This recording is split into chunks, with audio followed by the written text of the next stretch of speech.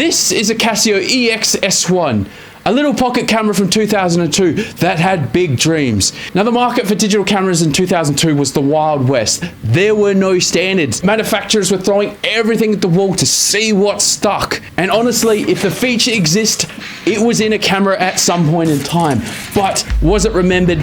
Probably not, because it was a winner-take-all kind of situation. Now, this mighty little camera had 1.3 megapixels, a fixed f-stop of 2.5, and a sensor size of 1/2.7. Oh no. Oh, it's crunchy.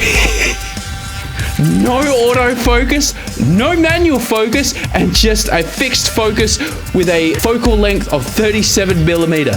It was designed as a point and shoot, and that's all it did. You were completely at the mercy of what this camera decided to do. Now, thankfully, the photos it takes are amazing. Now, at the time, they were pretty good considering the size of the camera. I mean, look at it.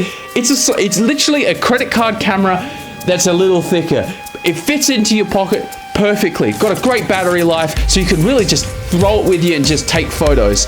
I charged this maybe a week ago, and I've been shooting with it, and it's only now just giving me the low battery warning. So it's pretty good, and that's after 20 years. This one actually came with a bigger brother. It was called the EXM1. Ah, look.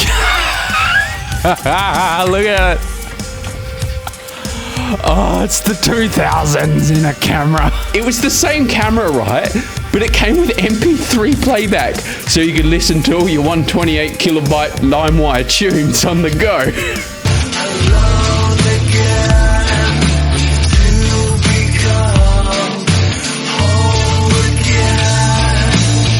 But it's clear that it wasn't just a camera, it was kind of like a contemporary device that you took around. And to have, consolidate your MP3 player into a camera, that would have been great. Now, the camera's native resolution was 1280 by 960. It could go up to 16 by 900, but it interpolated it up. So when you did, it looked pretty crunchy, but it was there. And to be honest, when you're probably looking at the photo through a CRT monitor, all those little artifacts, you probably wouldn't have seen them. So it didn't matter to the user at the time. And that was a big resolution. In 2002, Canon released their famous 1D full frame camera. The Canon full frame D series is still going, and that was their flagship model at the time. So when you compare this 1/2.7mm sensor over the Canon full frame, whoo, there's a difference. But that thing was a massive piece of equipment. It required a full studio to carry that thing around. It was massive. And when you've got this all in one package,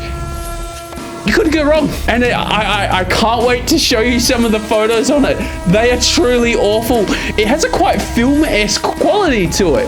It's grainy, but not in a very like a digital noise kind of way. It's just, it's hard to describe. Well, since obviously a digital photo, there's a lot of film-esque qualities, and I think that's just due to the really poor sensor in this. It is essentially a camera phone put in a little package. It also had a shockingly terrible 4x digital zoom. There is no good reason you would use the digital zoom in this. It is bad. I love when photos get old and crunchy and stuff, but even I look at it and go, oh, that's bad, man. Anyway, let's have a quick look at it. I want to show it to you up close. It was designed to be as slimline as possible. Now, unfortunately, I think that actually comes to its detriment because it's not the best to use. One thing that frustrated me is you've got the power button and you've got the shoot button. And sometimes it was easy to confuse the two. You thought you were taking a photo, you actually turned it off. It is very fast when it turns on. So being able to kind of just quickly pull it up, turn it on, and then good to go, great, love it. That'd be beautiful. Another thing that really grinds my gears is this D-pad. It is so bad. Thankfully, you don't need to use it that much.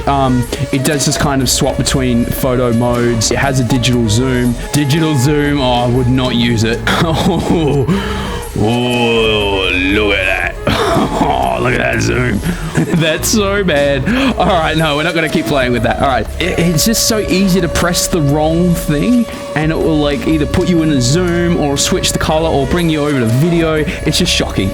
Now, as I said, the photo quality is pretty bad, but in the best way. And it actually has a video, so it will take 30 seconds worth of video. I'll put some up here on the screen, and just look at it. Oh god, oh my goodness, it's there, but you don't want it to be. This is bordering unusable.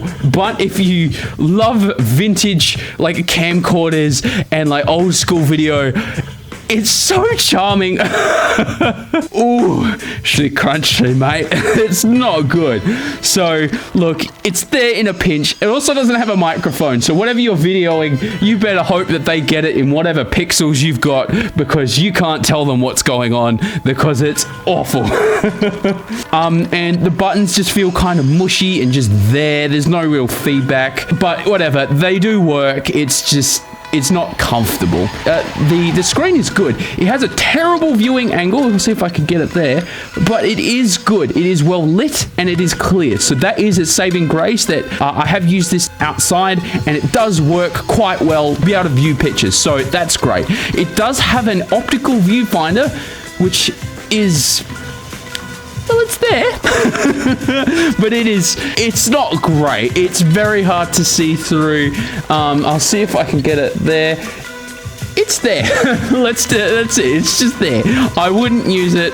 I would probably rely on the on-screen viewfinder, because I find it a bit less sucky. Automated, as I said, there's no focus. There's no autofocus, no manual focus. It's just a fixed focus. So basically, point, shoot, done. But with a camera like this, you really don't want to overcomplicate it. You want it to be as taking all the legwork out for you and just take the photo. And I love it for that, because I can just take this anywhere, point and shoot, and I'll get something. Whether it's usable or not, that's a completely different thing. But I get something. Now, check out the dock. Look at this. So you have no external way to plug anything into the camera. It has to go through the dock. And look at this massive printer port that it needs to communicate. It will not charge via that. You have to get an adapter. Thankfully, those multi-voltage adapters do seem to work on it, because where the original one for this is, I don't know. But it does seem to charge it, and well enough. So that is a saving grace. But my goodness, look at that 2000s like glassy design. It actually gives me the design of like a Apple G3. Would sit so well next to like an Apple. Oh, I love it. Beautiful, mate. In conclusion, I love this little thing. It's so compact, I still use it.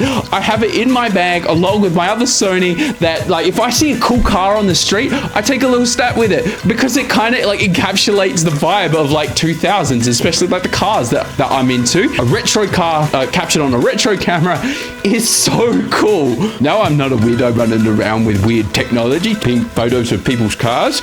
No, that's not me. But honestly, despite its UI failings and it being a bit clunky to use, it can be forgiven for just the unique quality of the photos it takes. They're so nice. I love them to death. And I've yet to find a digital camera of the same era that produces the same type of effect. Now obviously they have their own kind of quirks, but there's something unique about the sensor in this, in how uniquely terrible it is, and just the vibey photos you can get from it. I hope you've enjoyed this little deep dive into this delightful piece of crap. All right guys, you take it easy. I'll see you next time.